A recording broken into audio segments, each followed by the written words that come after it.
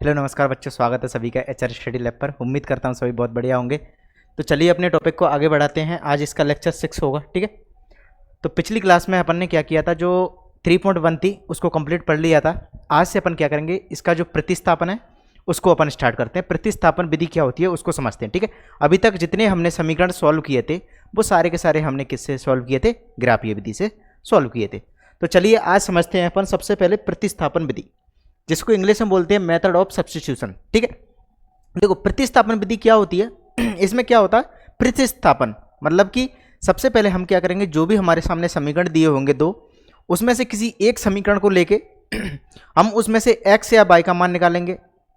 फिर उसके बाद उस x या y का मान जो हमारे सामने निकल के आएगा उसको हम दूसरे समीकरण में रख देंगे। तो हमें क्या होगा, यदि हमने x का मान निकाला है तो हमें y का मान मिल जाएगा, यदि हमने y का मान निकाला है तो हमें x का मान मिल जाएगा। इतनी बात समझ में आई। उसके बाद यदि हमें y का मान मिल चुका है तो हम जो समीकरण x हमने निकाला था उसी में हम y का मान रख देंगे तो हमारा x का मान भी मिल जाएगा, ठीक है। तो ये बहुत सिंपल विधि है, बहुत ईजी है, ठीक है। मैं आपको एक एग्जाम्पल के थ्रू समझाता हूँ। देखो मैंने आपके सामने कोई दो समीकरण लिए, जैसे कि x प्लस बाय इक्वल 14 और दूसरा मैंने समीकरण लिए आपका x माइनस बाय बराबर 4, ठीक है। मैंने आपके सामने दो समीकरण ले लिए, x प्लस बाय बराबर 14 और x माइनस बाय बराबर 4, ठीक है।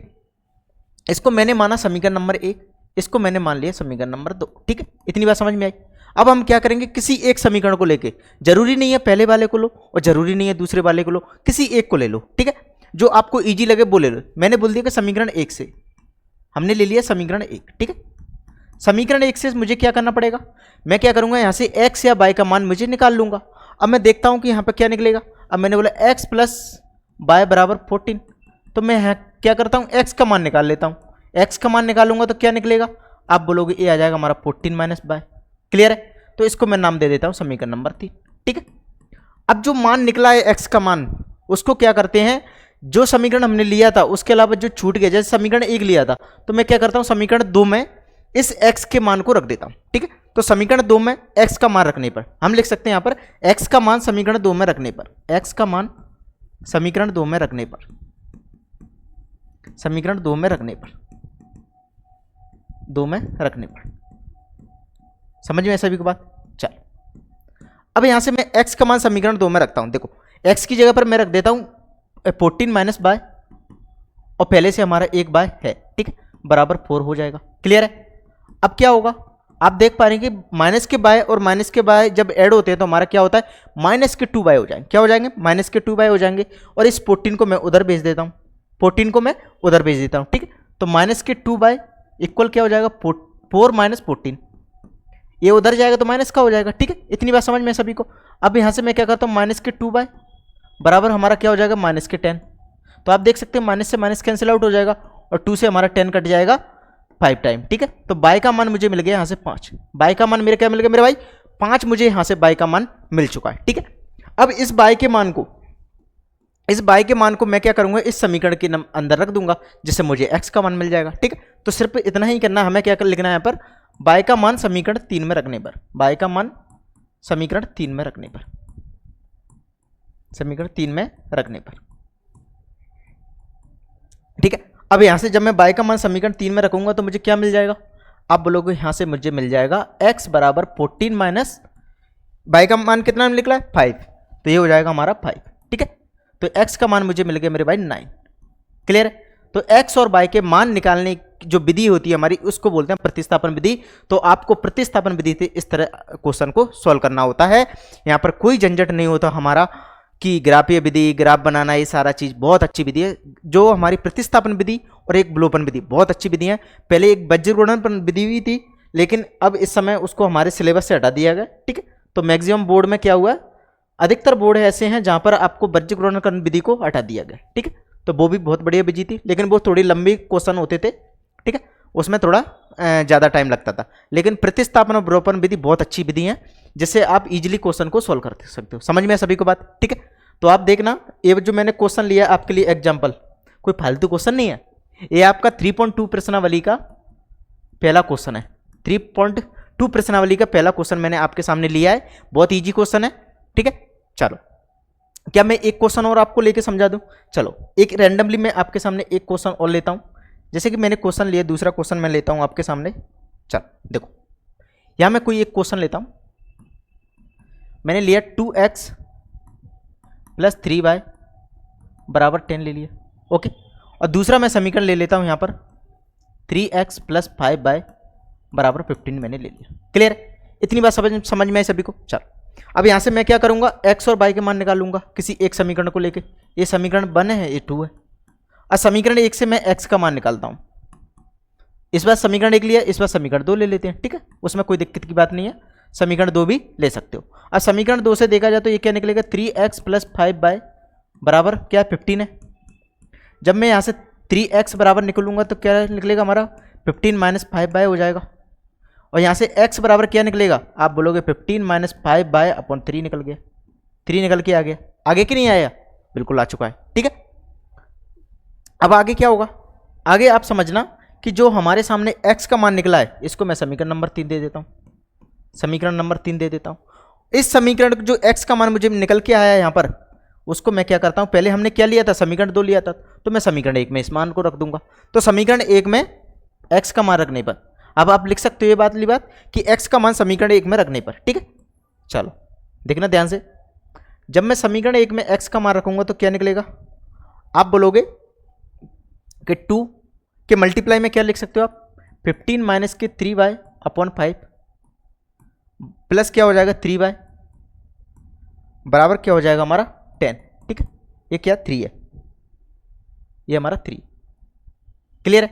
चल अब मैं क्या करता हूं, इस 2 का मल्टीप्लाई कर देता हूं अंदर, 2 का मल्टीप्लाई कर सकते हो, ठीक है। ये जाओगा 30 माइनस के 6y अपॉन 3 प्लस 3y बराबर 10। यहां से क्या करते हैं अपन, कॉमन एक कॉमन वो ले लेते हैं अपन, एलसीएम 3 लिया। यहां से देखा जाए तो 30 माइनस के 6y प्लस 9y बराबर 10। आप सॉल्व करेंगे तो निकलेगा 9y में से 6 से जाएगा तो मेरे कितना बचेगा, आप बोलोगे 3y बचेगा। 30 माइनस के 3y प्लस के बचेंगे इस बार, क्योंकि प्लस का 9 बड़ा है हमारा, इसलिए प्लस का बचेगा।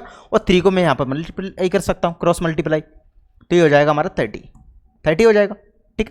आप देख पाएंगे 30 से 30 हमारा कैंसिल आउट हो गया, तो बाई का मान क्या निकल के आ गया, 0 निकल के आ गया। बाई का मान क्या निकल के आ गया मेरे भाई, 0 निकल के आ गया, तो ये ठीक है।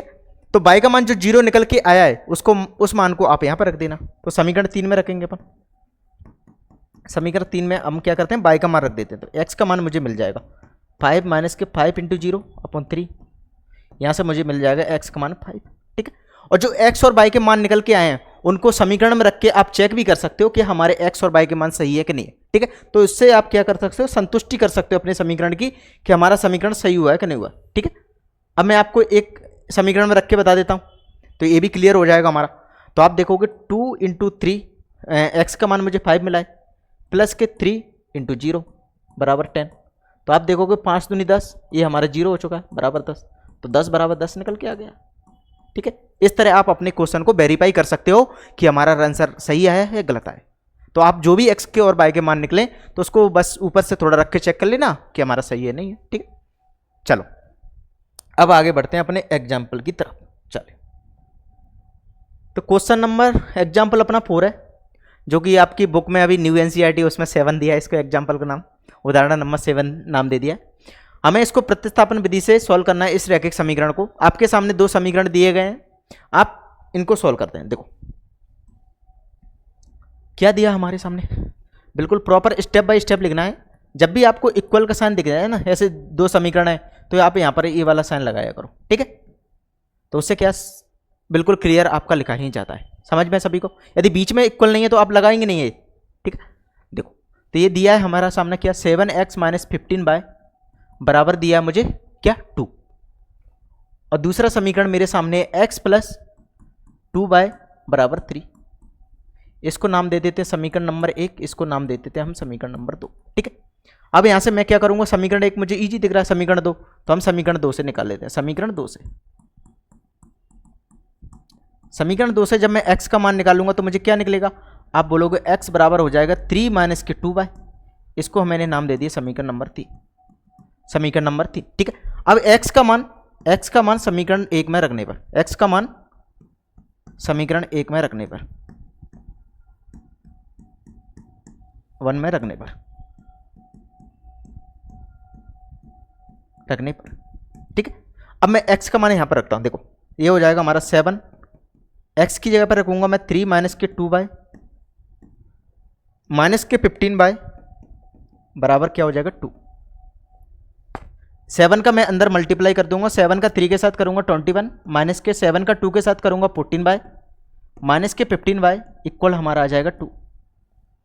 यहां से देखना आप 14 और 15 हमारा बाय कितना हो जाएगा 29 बाय हो जाएगा, कितना माइनस का 29 माइनस का 29 बाय और 21 उधर जाएगा तो माइनस का हो जाएगा।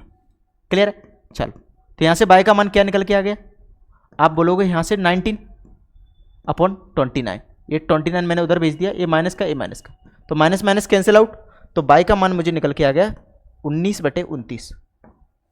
19/29 हमारा क्या निकल के आ गया, यहां से बाय का मान निकल के आ गया। ओके, इतनी बात समझ में सभी को।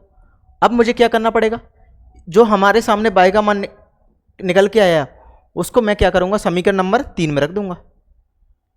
ठीक है, चलो तो मैं क्या करता हूं, समीकरण नंबर 3 में बाय का मान समीकरण नंबर 3 में रखने पर यहां लिखेंगे अपन बाय का मान समीकरण 3 में रखने पर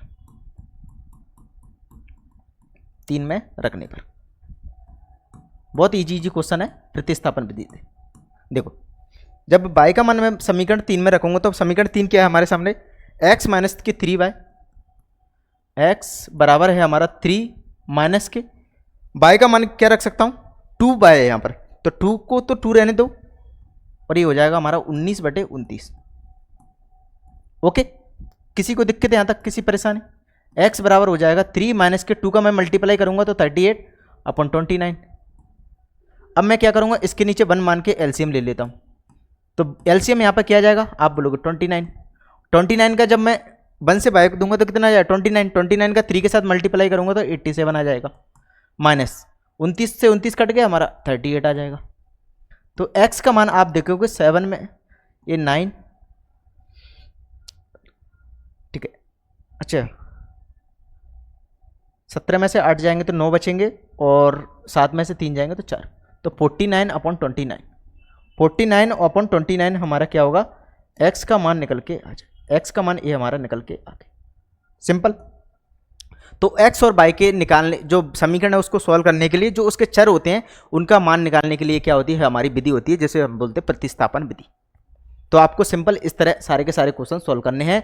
जो 3.2 प्रश्नावली है बस इसी कंसेप्ट बेस्ड थी और सारी की सारी प्रश्नावली आपकी बस सॉल्व हो जाएगी। ठीक है, तो सभी बच्चे सॉल्व कर सकते हैं सारी की सारी प्रश्नावली। ठीक है, चलो लैंग्वेज वाला क्वेश्चन अपन करते हैं आगे।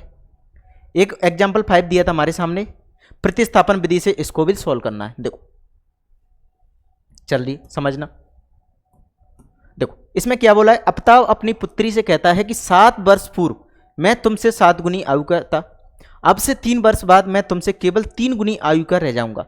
क्या यह मनोरंजक है? इस स्थिति को बीजगणितीय एवं ग्राफीय रूपों में व्यक्त कीजिए। ठीक है, तो दोनों रूपों में व्यक्त करना, लेकिन अपन क्या करते हैं ग्राफीय विधि से हमने सीखा है, हम क्या करेंगे सिर्फ से बीजगणितीय विधि से प्रतिस्थापन विधि से सॉल्व करने के लिए बोला है तो हम प्रतिस्थापन विधि से इसको सॉल्व करेंगे। ठीक है, इसको ग्राफीय विधि से भी सॉल्व कर सकते थे, उसमें कोई दिक्कत की बात नहीं है। चलो तो बीज अपन इसको प्रतिस्थापन विधि से सॉल्व करेंगे। चलो देखो, अब जब भी एज वाले क्वेश्चन होंगे ना तो या तो इनका समीकरण ऐसे बना सकते हो कि मान लेना, या फिर एक टेबल में बना के आप लिख लेना वर्तमान आयु क्या है, 7 वर्ष पहले की आयु क्या होगी और 3 वर्ष बाद की आयु क्या होगी, उस तरह आप मान सकते हो। ठीक है, तो मैं उसी तरह आपको बताता हूं जिससे आपको ज्यादा लिखना नहीं पड़ेगा। चलो देखना ध्यान से। तो मैं सबसे पहले क्या करूंगा यहां पर कि सबकी क्या करूंगा, वर्तमान आयु लिखूंगा। वर्तमान आयु यहां मैं लिखता हूं वर्तमान आयु। चलो रुको, ठीक है, चलो यहां लिखते हैं अपन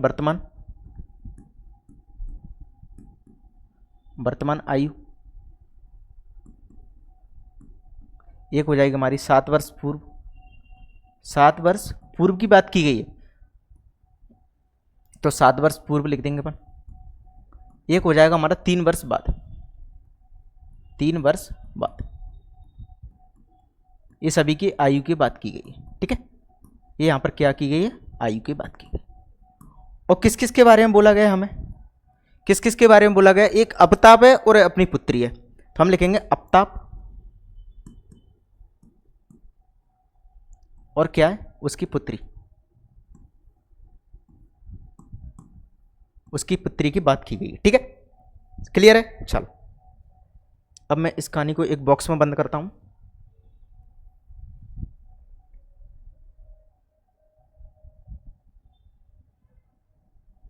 चलो देखना ध्यान से।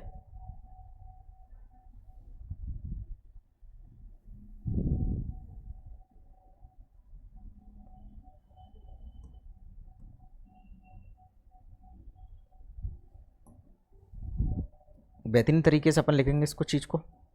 चलो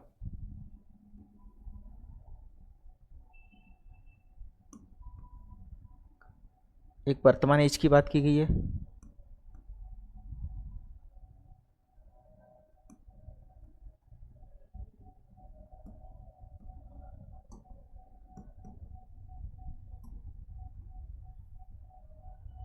चलो समझ में सभी को, इस तरह आपको बना लेना है। ठीक है, तो आप गौर करना कि हमने बोला कि वर्तमान में क्या उनकी आयु, वर्तमान में हमने बोलिया जो इस एज की कंडीशन है ना, हमने माना है। ठीक है, तो माना है ये सारी चीज।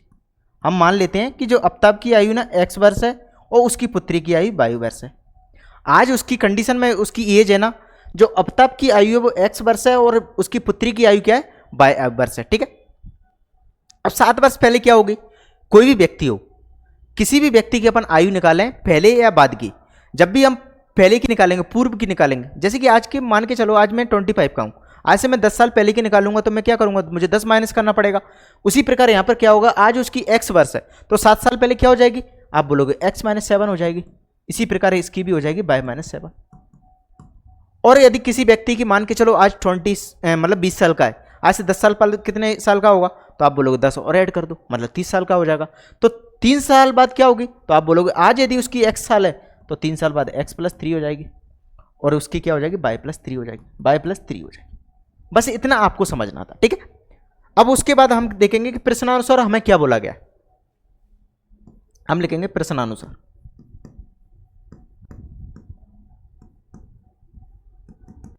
पहली कंडीशन को पढ़ो, देखो पहली लाइन को पढ़ो कि क्या बोला गया उसमें। देखो पहली लाइन में बोला गया है,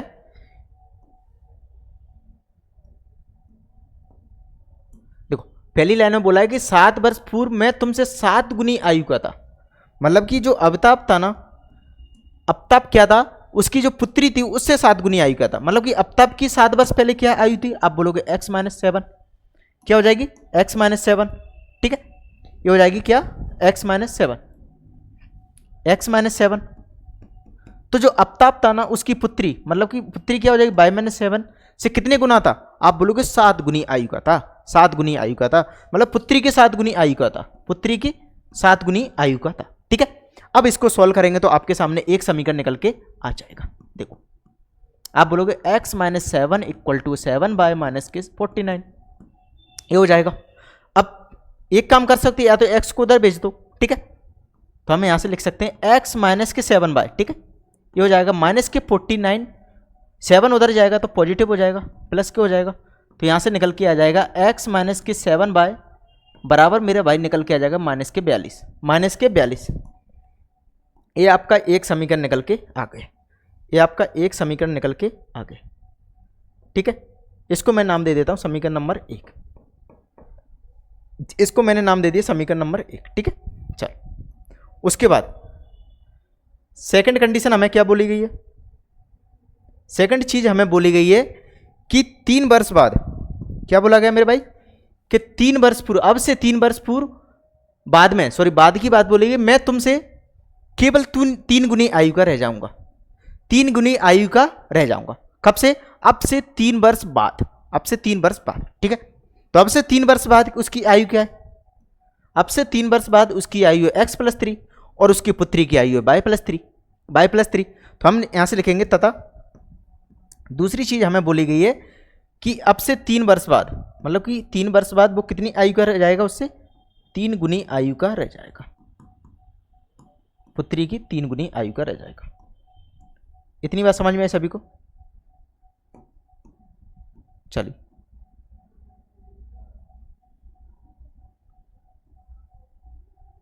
ओके, देखो तो इसको जब मैं सॉल्व करूंगा तो क्या निकलेगा, आप बोलोगे x प्लस 3 बराबर हो जाएगा 3 बाय प्लस के 9। यहाँ से क्या आ जाएगा, x माइनस के 3 बाय बराबर 9 माइनस के 3। तो यहाँ से x माइनस के 3 बाय बराबर मेरे भाई निकल के आ जाएगा 6। बराबर क्या निकल के आ गया, 6। ये हमारा समीकरण नंबर 2 हो जाएगा। इसको हम नाम दे देते हैं समीकरण नंबर 2।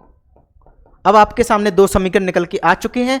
अब वही तरीका है प्रतिस्थापन का, क्या है कि हम किसी एक समीकरण को लेके x या y का मान निकाल लेंगे, उसको फर्दर हम किसी दूसरे समीकरण में रखेंगे जिससे हमें x या y का मान मिल जाएगा, और उस मान को हम लास्ट में उस समीकरण में रख देंगे जिससे हमें कंप्लीटली x और y के मान मिल जाएंगे। ठीक है, चलो चलिए मेरे भाई ध्यान से समझना।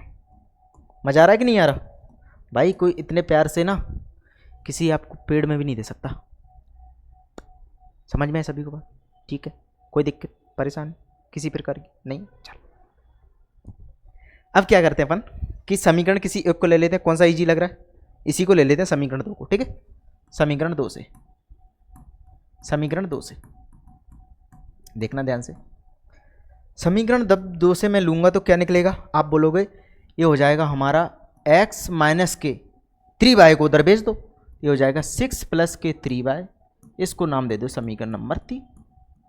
इसको मेरे भाई नाम दे देते हैं समीकरण नंबर 3। अब इस समीकरण नंबर 3 से जो क्या निकलेगा, x का मान मुझे निकल के आ गया।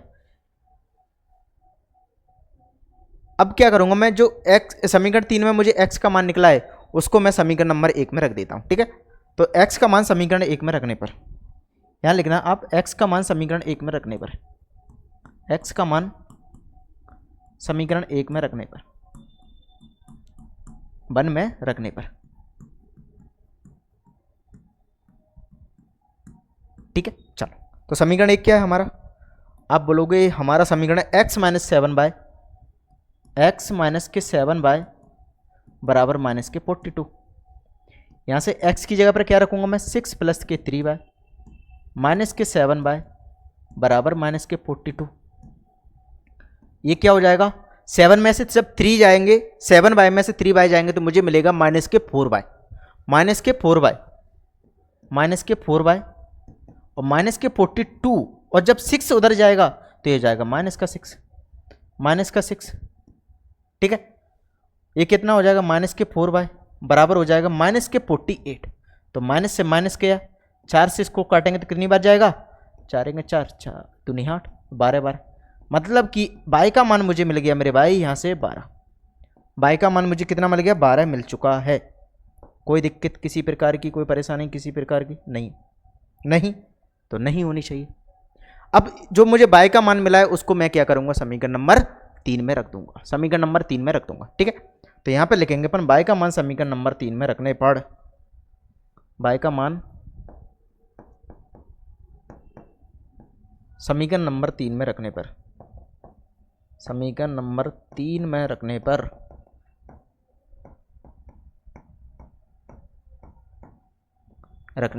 ठीक है। तो समीकरण नंबर 3 अपना क्या है, इस कहानी को अपन थोड़ा नीचे कर लें जिससे सेटलमेंट हो जाएगा अच्छे से। चलो ओके, उसके बाद इस रखने को कहानी को अपन कुछ ना गड़बड़ हो गया। ओके ओके ओके, इसको ले जाके अपन यहाँ पर रख देते हैं। दिख रहा है ना सभी को कि नहीं दिख रहा? चलो बाद में रखते हैं, पहले इसको एडजस्ट कर देते हैं थोड़ा नीचे। चलो अब दिख जाएगा, अब क्लियर दिखेगा आपको। ठीक है, अब इस बाई के मान को मैं क्या करूंगा, समीकरण नंबर 3 में रखूंगा। तो समीकरण 3 हमारे पास क्या है, चलिए चलिए चलो ओके ओके ठीक है। अब समीकरण 3 क्या है हमारे सामने, ये x बराबर 6 प्लस 3 बाय, x बराबर 6 प्लस 3 बाय, x बराबर हो जाएगा 6 प्लस 3 और बाई की जगह पर मैं क्या रख दूंगा, 12। तो x बराबर मुझे मिल जाएगा 6 प्लस 12 तिया 36। तो x बराबर मुझे मिल गया 4 4 12 42। ओके, कोई दिक्कत परेशानी किसी प्रकार की? तो x बराबर मुझे मिल गया 42, ठीक है। हमें पूछा गया क्या था, क्या बस हमें बताना था कि ये बीजगणितीय है, हमें हल करना था, ठीक है। और लास्ट में आप लिख देना कि अतः आफ्ताब की वर्तमान आयु, ये वैसे वर्तमान पूछता, ठीक है। अतः आफ्ताब की वर्तमान आयु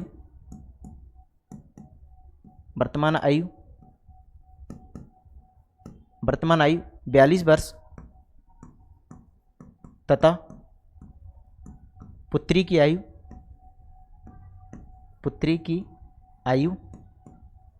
कितनी निकली है? आप बोलोगे कितना निकला है? बाय का मान 12 वर्ष है, 12 ईयर है। समझ में सभी को बात, ठीक है। तो आप पूछा नहीं है, वैसे लिख सकते हो, ठीक है। तो दोनों की आयु हमारे सामने निकल के आ चुकी है।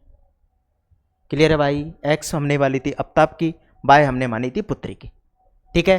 तो सभी नोट कर सकते हैं इसको। यदि कोई बच्चा नोट नहीं करता सकता है तो उसके लिए हमने बना के रखा टेलीग्राम चैनल, आप सभी वहाँ से ज्वाइन करके इस PDF को ले सकते हो, ठीक है। कोई दिक्कत? चलो आगे बढ़ते हैं अपने अगले क्वेश्चन की तरफ। नेक्स्ट क्वेश्चन क्या है? एक दुकान है भाई जिसके अंदर 2 पेंसिल और 3 रबड़ों का मूल्य हमें दिया है 9 रुपये, 4 पेंसिल और 6 रबड़ों का मूल्य मुझे दिया है 18 रुपये। तो प्रत्येक पेंसिल और प्रत्येक रबड़ का मूल्य हमें बताना है, प्रत्येक पेंसिल और प्रत्येक रबड़ का मूल्य मुझे बताना है। तो सबसे पहले हम क्या करेंगे, एक एक पेंसिल और एक एक रबड़ का मूल्य मान लेते हैं। हमने माना कि माना एक पेंसिल का मूल्य, मानने में तो हम माहिर है, माना एक पेंसिल का मूल्य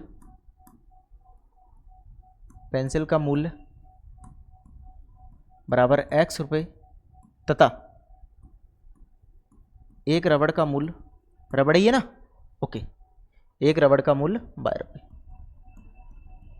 रबड़ का मूल्य मैंने मान लिया 12 रुपये बराबर 12 रुपये, ठीक है। कोई दिक्कत परेशानी यहाँ तक नहीं। उसके बाद हम क्या लिखेंगे, प्रश्न अनुसार, प्रश्न के अनुसार हमें लिखना है। प्रश्न में क्या बोला है, पहली कंडीशन क्या पड़ी है, जल्दी से पढ़िए। 2 पेंसिल और 3 रबड़ों का मूल्य 9 रुपये है। यदि एक पेंसिल का मूल्य x रुपये है तो 2 पेंसिल का मूल्य कितना हो जाएगा, 2x। एक रबड़ का मूल्य यदि 12 रुपये है तो 3 रबड़ों का मूल्य क्या हो जाएगा, 3y। तो यहां से लिख सकते हो अपन कि 2x + 3y बराबर दिया है 9। ओके, आगे दिया 4 पेंसिल और 6 रबड़, आगे दिया है 4 रबड़ मतलब कि 4 पेंसिल और 6 रबड़ मतलब कि 4x + 6y बराबर कितना निकलेगा, 18 रुपये, 18 रुपये। इसको समीकरण 1, इसको समीकरण नंबर 2, ठीक है। अब किसी एक समीकरण को लेके x या y का मान निकाल लेते हैं, ठीक है। चलो तो समीकरण नंबर 1 से, समीकरण 1 से x का मान ही निकाल लेते हैं। तो ये हो जाएगा 2x + 3y बराबर 9, 2x बराबर हो जाएगा 9 - 3y, जब मैं 75 करूँगा उधर जाएगा, तो x बराबर मुझे मिल जाएगा 9 - 3y अपॉन 2 यहाँ पर मिल चुका है। इसको क्या मानेंगे अपन, इसको मानेंगे समीकरण नंबर 3, समीकरण नंबर 3। कोई दिक्कत परेशानी, ये चीज़ तो अपन मानते ही आए हैं, तो कुछ अलग तो माना नहीं है। अब तो समझ में आ ही गया वो सभी को कि किस तरह हम मानते हैं मानों को, ठीक है। अब इस जो समीकरण 3 में मुझे x का मान मिला है उसको मैं क्या करूँगा, समीकरण नंबर 2 में रख दूंगा, ठीक है। तो समीकरण 2 में x का मान समीकरण 2 में रखने पर यहाँ लिखना है आपको x का मान समीकरण 2 में रखने पर,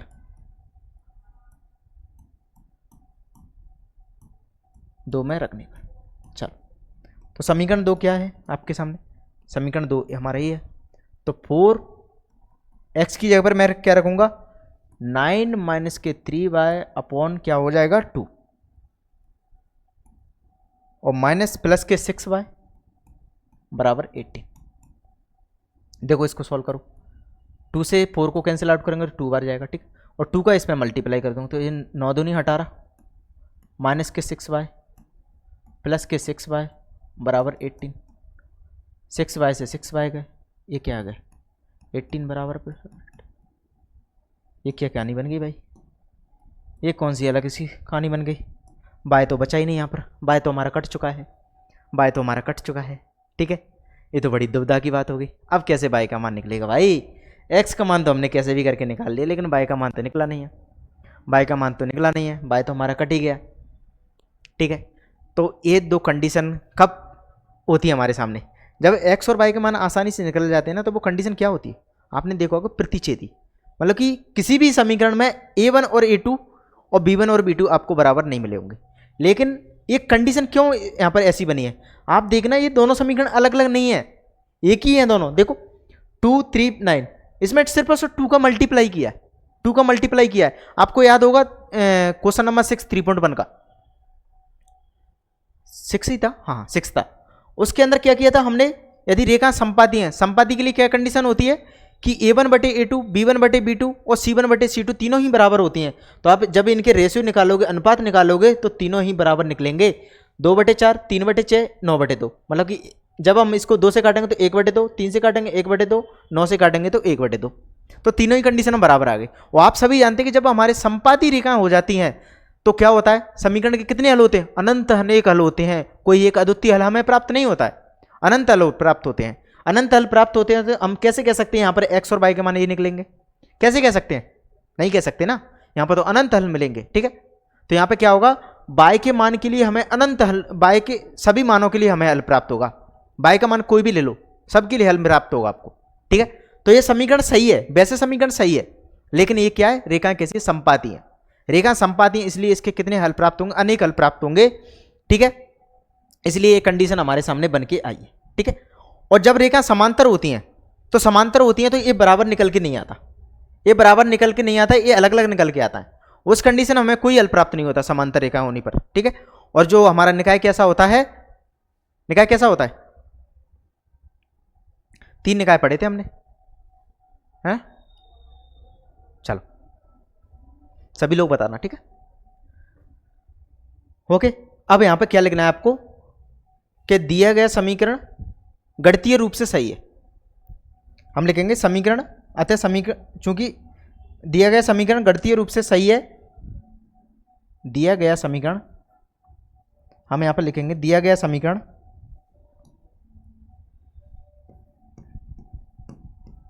दिया गया समीकरण गणितीय रूप से सही है, गणितीय रूप से सही है, सही है, गणितीय रूप से सही है। तो हम लिख सकते हैं यहां पर अतः, अतः रेखाएं, समीकरण की रेखाएं संपाती हैं, समीकरण की रेखाएं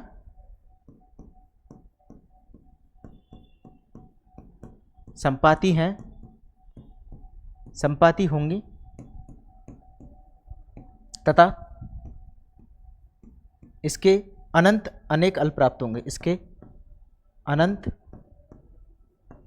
अनंत अनेक हल प्राप्त होंगे, हल प्राप्त होंगे कोई एक अद्वितीय हल प्राप्त नहीं होगा, होंगे कोई एक अद्वितीय हल प्राप्त नहीं होगा, कोई एक अद्वितीय हल प्राप्त नहीं होगा, अद्वितीय हल प्राप्त नहीं होगा, नहीं होगा। निकाय कैसा हो जाएगा, संगत, ठीक है। संगत असंगत हमने देखा था कि संपाती और प्रतिच्छेदी रेखाओं में निकाय कैसा होता है, संगत होता है, और जो हमारी समांतर रेखाएं होती हैं उसमें निकाय कैसा होता है, हमारा असंगत होता है, ठीक है। तो जो समीकरण है हमारा बिल्कुल गणितीय रूप से बिल्कुल सही है, ठीक है। आप देख सकते हैं दोनों समीकरण क्या अलग अलग है, यहाँ पर एक ही है, दोनों समीकरण एक ही हैं, बस क्या किया 2 का मल्टीप्लाई किया है और कुछ नहीं किया। इसलिए क्या है, ये तीनों ही कंडीशन संपाती हो जाती हैं तो कहाँ से हल प्राप्त होंगे, हमने ये देखा था अच्छे से ग्राफीय विधि से, ठीक है। तो यहाँ भी ये सिचुएशन बनती है। चलो अगला क्वेश्चन में देखते हैं। दो रेल पटरियां हमारे सामने दी हैं समीकरणों में, x प्लस 3/2y माइनस के 4 बराबर 0 और 2x प्लस 4y माइनस के 12 बराबर 0 द्वारा दी गई निरूपित है क्या रेल पटरियां एक दूसरे को काटेंगी, ये हमें बताना है। यदि हल प्राप्त होगा तो पटरियां एक दूसरे को काटेंगी, यदि हमें हल प्राप्त नहीं हुआ तो ये पटरियां एक दूसरे को नहीं काटेंगी। ठीक है, काटने का मतलब क्या होता है, दो पटरियां ये काटेंगी कब, जब प्रतिच्छेदी होंगी, और प्रतिच्छेदी में तो हल प्राप्त होते हैं हमें, एक अद्वितीय हल प्राप्त होता है कि नहीं होता, और समांतर होंगी तो कहाँ से हल प्राप्त होगा, काटेंगे नहीं एक दूसरे को, तो हमें वही चेक करना पड़ेगा। यदि समांतर हैं तो ये काटेंगे नहीं। ठीक है, दो रेल पटरियों की बात की गई है, वही चीज़ मैंने आपको एग्जाम्पल के थ्रू भी समझाई थी कि जब दो रेल की पटरियां जाती हैं ना तो वो क्या होती है, सीधी होती हैं, कभी एक दूसरे से मिलती ही नहीं है, एक दूसरे से मिलती ही नहीं है, तो वो एक दूसरे को कहाँ से काटेंगे, तो कोई हल प्राप्त ही नहीं होगा, कोई हल हमें प्राप्त ही नहीं होगा। ठीक है, चलो देखते हैं इसको। चलिए, समीकरण क्या दिया आपके सामने, x प्लस 2y माइनस के 4 बराबर 0, माइनस के 4 बराबर 0, और दूसरा समीकरण मुझे दिया, ऐसा करते हैं इसको सॉल्व करके मैं लिख देता हूँ x प्लस 2y बराबर 4, इसको समीकरण नंबर 1 देता हूँ। ठीक है, और दूसरा मुझे समीकरण दिया 2x प्लस 4y, इस 12 को मैं इधर भेज देता हूँ बराबर 12, इसको समीकरण नंबर 2 नाम देती है। ठीक है, चलो हम बोल देते हैं समीकरण नंबर 1 से किसी। ठीक है, समीकरण 1 से, समीकरण 5 से मैं x का मान निकालूंगा। यहाँ पर फर्स्ट समीकरण से जब मैं x का मान निकालूंगा तो मुझे x क्या मिलेगा, आप बोलोगे 4 माइनस के 2y, समीकरण नंबर 3। जो हमें x का मान मिला है उसको मैं क्या करूंगा, समीकरण नंबर 2 में रख दूंगा, समीकरण नंबर 2 के अंदर रख देता हूं। तो x का मान समीकरण नंबर 2 में रखने पर, x का मान समीकरण 2 में रखने पर, 2 में रखने पर, ठीक है। तो समीकरण 2 क्या है हमारे सामने, आप बोलोगे 2x, मतलब कि 2x की जगह पर 4 माइनस के 2y प्लस के 4y बराबर 12। ये क्या हो जाएगा, 4 दूनी 8 माइनस के 4y प्लस के 4y बराबर 12। तो 4y से 4y चला गया, लेकिन 8 बराबर 12 आ गया। ये कंडीशन क्या बन गई, 8 के बराबर में y आ गया, 12 आ गए, ठीक है। तो ये क्या होगा, गणितीय रूप से सही नहीं है, ऐसा पॉसिबल ही नहीं है, ठीक है। तो पॉसिबल क्यों नहीं है, क्योंकि रेखा क्या है, इसकी समांतर है। कैसे समांतर है, आप देखना कि यहाँ पर जब अनुपात निकालूंगा तो आप बोलोगे 1/2 आ जाएगा, बराबर क्या आ जाएगा 2/4, और बराबर में क्या आ जाएगा 4/3, 12, ठीक है, 12 आ जाएगा। आप दोगे 1/2, इसको भी 1/2 कर सकते हैं अपन, क्योंकि 2 से काटूंगा ये क्या आ जाएगा, 4 से काटूंगा तो 1/3। तो आप देख सकते हैं a1/a2 और b1/b2 तो बराबर है, लेकिन c1/c2 बराबर नहीं है। ये कंडीशन कब बनती है, जब हमारी रेखा कैसी होती है, समांतर होती है। कैसी होती है, समांतर होती है। उस कंडीशन में मुझे मेरे भाई कोई हल प्राप्त नहीं होता, कोई हल प्राप्त नहीं होता, ठीक है, कोई हल प्राप्त नहीं होता, ठीक है। तो यहां पे आप लिख सकते हो कि दिया गया समीकरण गणितीय रूप से सही नहीं है,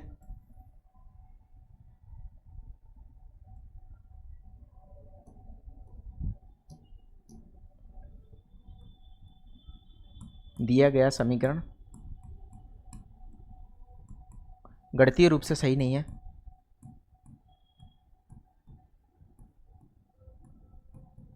रूप से सत्य नहीं है,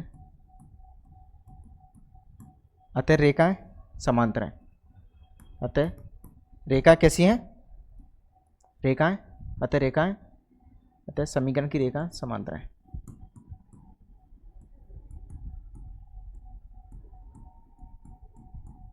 रेखा कैसी है, समांतर हैं, समांतर होंगी तथा कोई हल प्राप्त नहीं होगा, तथा कोई हल प्राप्त नहीं होगा, प्राप्त नहीं होगा, कोई हल प्राप्त नहीं होगा। ओके, समझ में सभी को बात। तो यहां पर क्या होगा, कोई हल हमें प्राप्त नहीं होगा, ठीक है। और एक चीज और लिख सकते हैं कि दिए गए समीकरण का कोई, आगे लिख देना सीधे सीधे, अतः रेल की पटरियां एक दूसरे को नहीं काटेंगे, अतः रेल की पटरियां एक दूसरे को नहीं काटेंगे, रेल की पटरियाँ एक दूसरे को नहीं काटेंगी। पटरियाँ पटरियाँ एक दूसरे को नहीं काटेंगी, एक दूसरे को नहीं काटेंगे।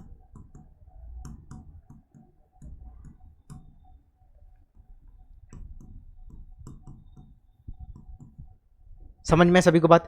तो रेल की पटरियां क्या मेरे भाई यहाँ पर एक दूसरे को नहीं काटेंगे। समझ में सभी को बात? अब क्या करना है आपको, जितने भी एग्जाम्पल थे वो हो चुके हैं। अब 3.2 प्रश्नावली के अंदर जो पहला क्वेश्चन है वो मैंने आपको एग्जाम्पल के थ्रू बताई दिया था, इसको मैंने सॉल्व कराई दिया था। अब उसके बाद मैं आपको देता हूँ एक क्वेश्चन, ठीक है, सेकंड वाला, थर्ड वाला। तो आप सभी लोग, मैं कुछ क्वेश्चन देता हूँ, जो पहला क्वेश्चन है हमारा उसके सारे के सारे क्वेश्चन मैं यहाँ पर पीडीएफ में प्रोवाइड करवा दूंगा आप लोगों को, चाहे आप अपनी बुक से सॉल्व कर सकते हो। तो आप सभी लोग घर पर ट्राई करना है इन क्वेश्चन को सॉल्व करने की, ठीक है। और अगली क्लास में मैं आपको इनको सॉल्व करके और बता दूंगा, ठीक है। चलो, जो मुझे इंपॉर्टेंट लगेगा उन क्वेश्चन को मैं सॉल्व करा दूंगा आगे चल के, ठीक है। तो आज के लिए अपन इतना ही रखते हैं। तो ठीक है भाई, तो कैसी लगी आज की क्लास? और आप लोगों से एक निवेदन है कि आप लोग ना वीडियो को देखते हो तो चैनल को सब्सक्राइब किया करो और अपने दोस्तों को भी शेयर किया करो, ठीक है। और इन सभी की सारी जितनी भी क्लास होती हैं सभी की सभी पीडीएफ आपको एचआर स्टडी लैब जो चैनल है उसी के नाम से मैंने टेलीग्राम बनाया है, उसकी लिंक आपको वीडियो को डिस्क्रिप्शन में मिल जाती है, वहाँ से आप डायरेक्ट ज्वाइन करके इन पीडीएफ्स को डाउनलोड कर सकते हो, ठीक है। और आपको क्लास में साथ ही साथ नोट करने की ज़रूरत नहीं है, आप वहाँ से भी नोट कर सकते हो। समझ में सभी को बात? ठीक है, चलो तो आज के लिए इतना ही रखते हैं। सभी अपना ख्याल रखना। जय हिंद, जय भारत।